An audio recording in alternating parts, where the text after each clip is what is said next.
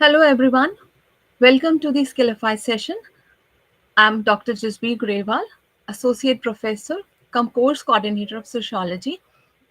Today, we'll learn and discuss a very close and a very important issue, sociological imagination, which is very close to my heart.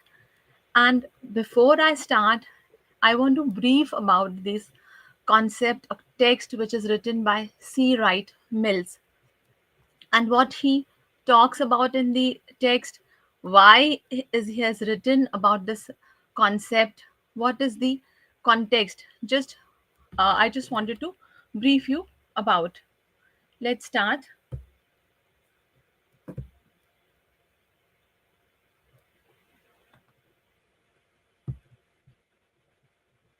Sociological imagination, that is the personal troubles and social issues, which is very relevant nowadays.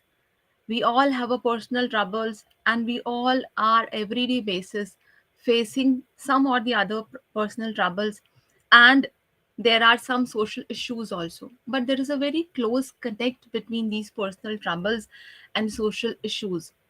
And through this text which C. Wright Mill has written, we are going to understand what is the connection between the self and the society. Here in this text, he has created that connect between the self and the society. So to begin with, to start with, from the perspective of the social sciences, I'm going to start with the perspective of social sciences.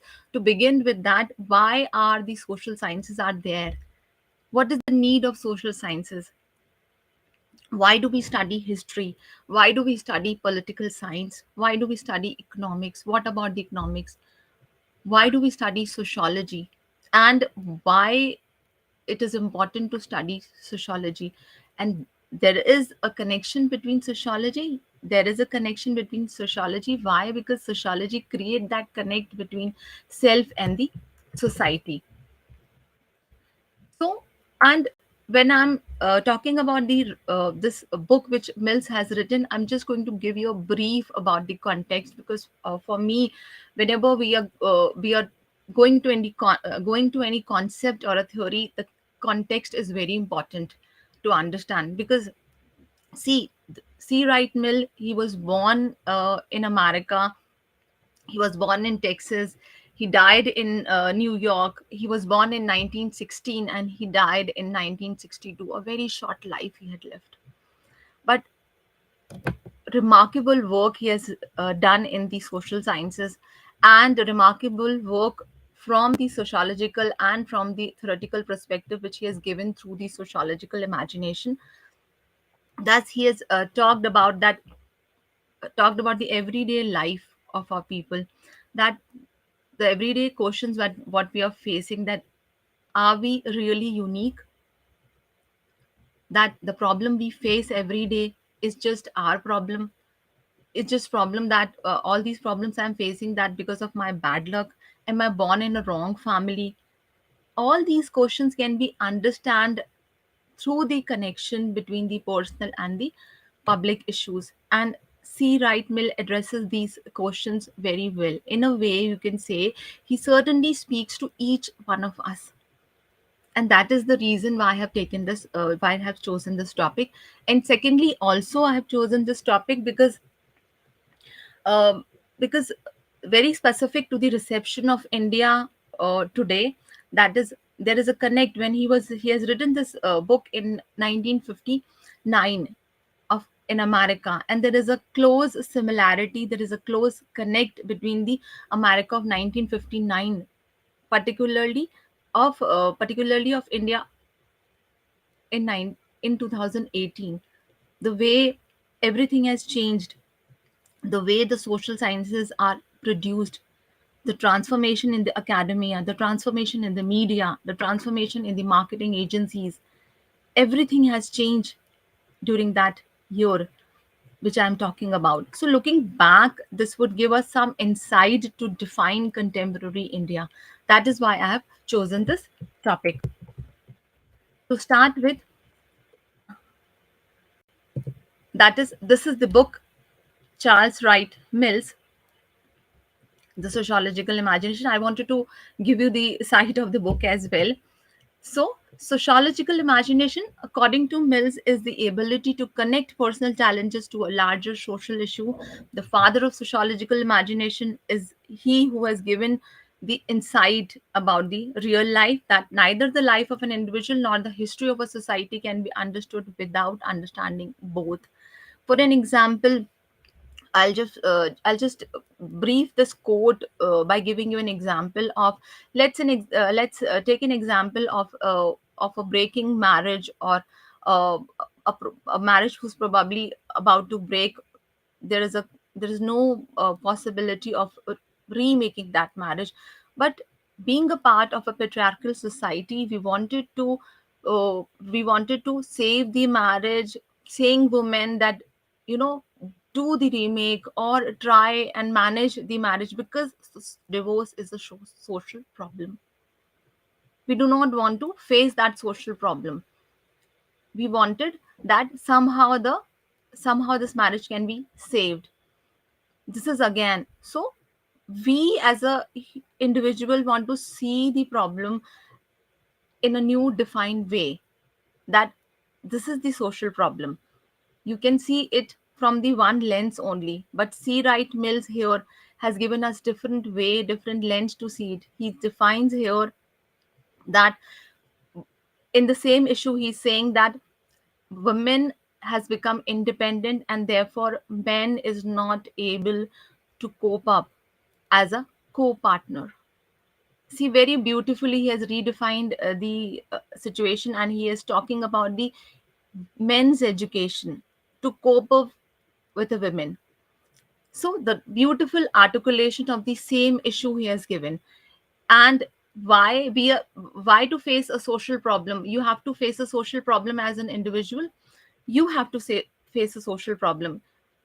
Social problem is not going to not defined by the bureaucratics, not defined by the Indian institution, not defined by the Western institution. It is you as an individual have to define the social problem. We are the social scientist. We are not a cog in the machine. We are not going to process the data what is given to us. We are going to see everything rationally, whether it is right or not.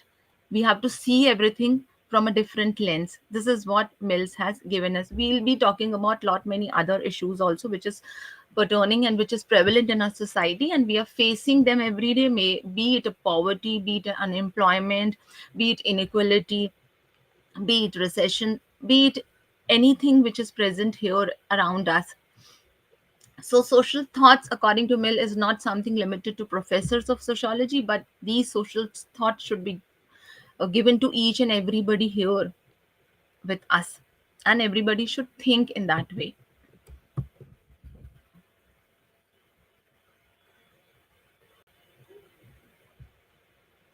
And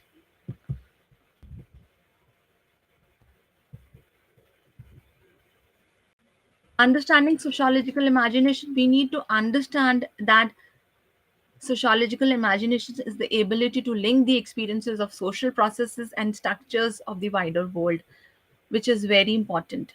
That we are in a we are living in a social structure. Everywhere we find a social structure, be it a horizontal, be it a vertical, be it a hierarchy around us, be it a different relationship, roles and statuses we are playing as a mother, as a manager, or as a colleague, or as a friend. We have lot many roles we are playing every day, and so we find ourselves in a different structures every day. So these are the social structures, and we find ourselves pressurized every day through these structures. So he's talking about that, how the social world imping on the lives of individual, which is the heart of the social enterprise.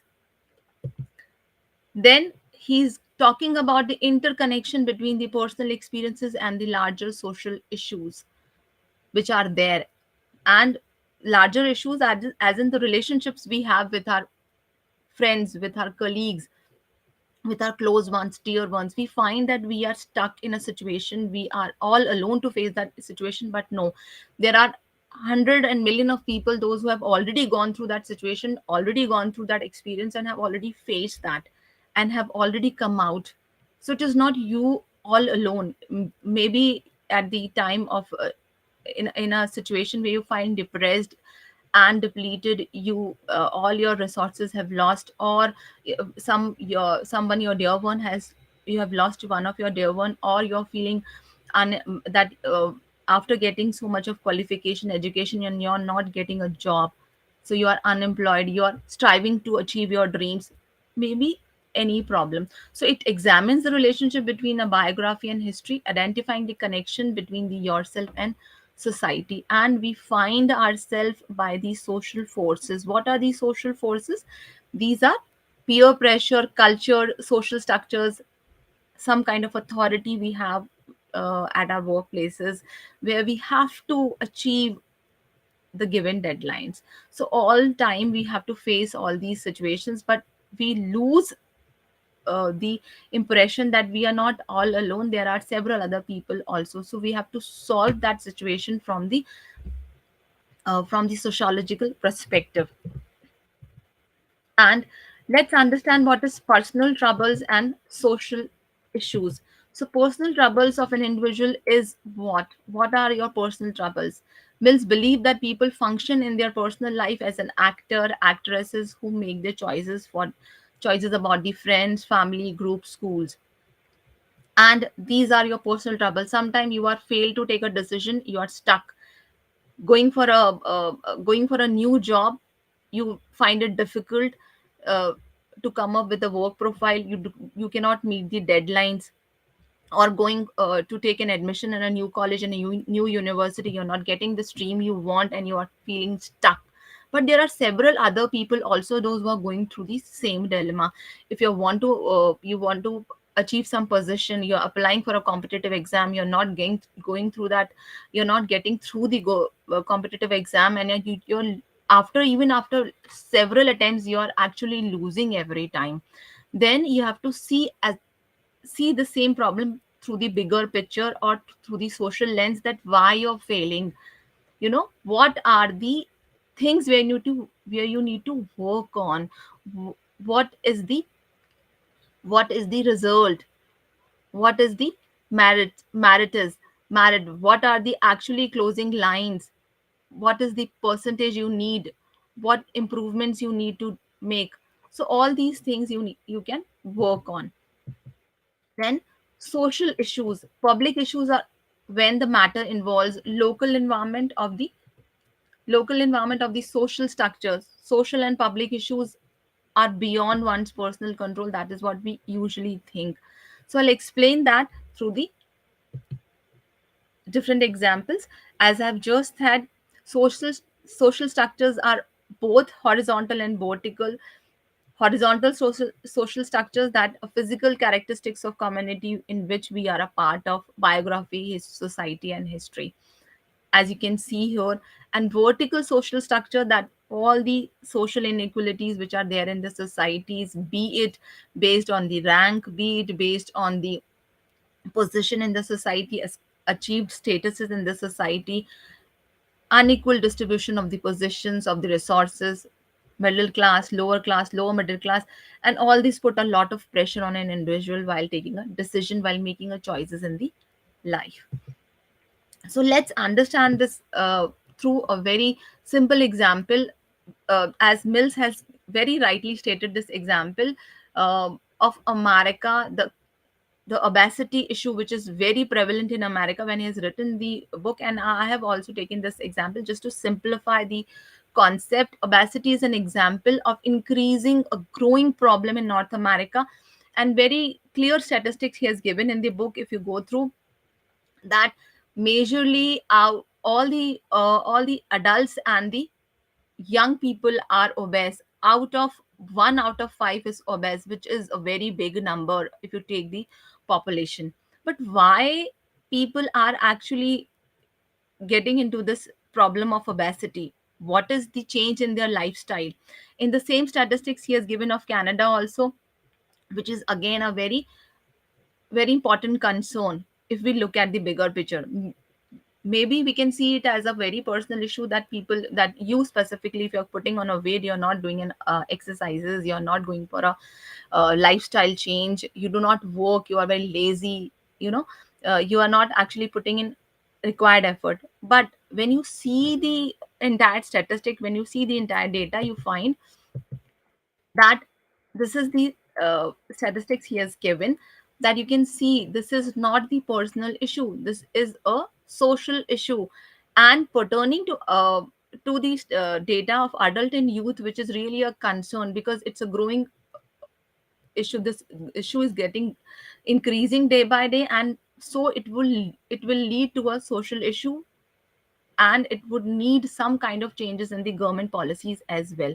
How we are going to understand that, that is how this is a issue from the personal to the social. We need to understand the relationship between the self and the society. That very good example, or a very good solution to the obesity is to exercise, to work out. And what are the benefits of the workout exercising? That is, obviously you will, if you work, if you work out, if you exercise, then obviously probably you will not fall ill, you will lose weight, you will not into the bp problems, you will not into the other health issue problems. You will elevate stress also. And very importantly, if a society, a community, a group of people understand the benefits of the exercise, they will also understand that they will get to mingle with people, connect with people, create friends with people, and they can create a good example for the community also. And then the second part of the problem, that is how this personal issue can be a public issue. This is the data, statistics we have taken from the Center of Disease Control, which says that up to 69%, when we consider all adults, are overweight, which is a real concern for a government and authority to do some strict changes in the policy or in the social structure. What is that? That is, what is the government subsidiary, which obviously government is doing or giving to the people, why they are not choosing to the healthy products when they are going for a food items, why they are choosing the products which are not good for the health. So what is that which actually compel people to make such choices? So that is what the government has to do, some changes in the policies if you really want to compel people to choose a healthy lifestyle. That is what a very important strict step a government has to take. So it is not only the personal issue, it is again the social issue, which has to come from the upper level and need to do some changes in the policies also. Then at the end, after the survey, after the research, it has been said that 147 billion each year obesity related illness and disease is there, for which government have to spend a lot of money on the medical emergencies, on the expenses, on the health issues of the people. And that money could be actually utilized for the society, for the women and children, for the upliftment of the society, for the other problems of the society which people are facing. That is, it can be any problem of the society, that is they are facing on a everyday basis. That is, maybe the school children, maybe the schools increment, or the good infrastructure in the schools, government facilities, good government facilities, government can invest, so which was there, utilized here and invested in this health issues. So therefore now we can say that there is a very close connect between the self and the social issues. And another example, that is the example of sociological explanation of the poverty, which we can see. That is, poverty is a very important issue, and people see it as a common problem, but this is not the common problem people are facing. There has to be something wrong in the infrastructure, something wrong in the government policies which is there, and which needs to be changed. People are not making some kind of policy changes, they are not making some adequate plans to remove the poverty. That is why. So poverty is another issue. Then there is a suicide, which is a lot of studies. Emil Durkheim, a very impactful sociologist, he has given a lot of different theories. Out of that, one is anomy and the suicide. is very impactful theory, which where he has described and he has talked about what are the social and political situations which lead person to suicide or to commit suicide, and what are the communities in a society, what are the group in a society which are more prone to commit suicide. So based on his research and survey, he has given the concept. And here in the sociological explanation, society is based on the social pattern, that how what are the social structure present in the society which leading to the suicide rates which are increasing to society. Maybe the family patterns, maybe the nuclear families, maybe the broken marriages, maybe the unemployment present in the society are leading people into the zone where they're thinking of committing suicide, which is again a very big concern.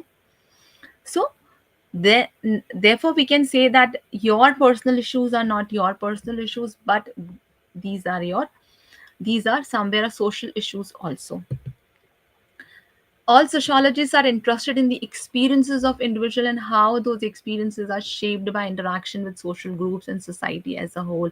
So whatever you are interacting, wherever you are interacting, whether in a workplace, whether with your friends, with family, all your interactions are your group interactions, and it make a lot of impact in a society. So that is what sociologists believe. And whatever decisions you're making, you are not making those decisions in the vacuum. Those decisions you are making in the society where your decisions are very much impacted by the social structure. So, whatever choices you're making, the cultural patterns and social forces put pressure on a people to select one choice over the another. So, therefore, no, not even a single decision of your is your personal decision.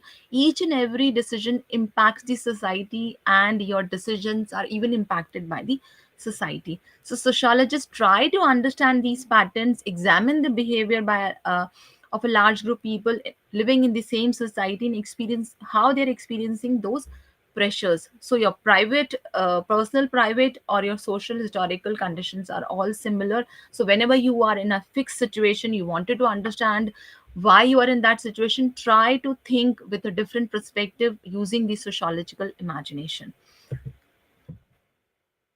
And therefore the here I just wanted to conclude that Mills believed sociological imagination is not merely a practice for professors of sociology. No, rather it is something for everyone. Everyone should attempt to think, because everyone is allowed to understand the personal experiences within the context of the society as a large. What is the history of the society?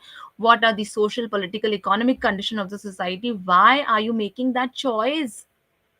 Why are you not thinking about something else which is out of the box, or which is out of the similar lens?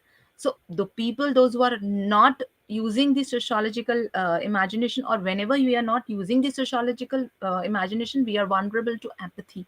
That is accepting the belief, actions and traditions around us, which is very unnatural. You need to think beyond the social problem. And we are all will be vulnerable if we cannot think rationally. So you need to think rationally, very objectively in all these situations.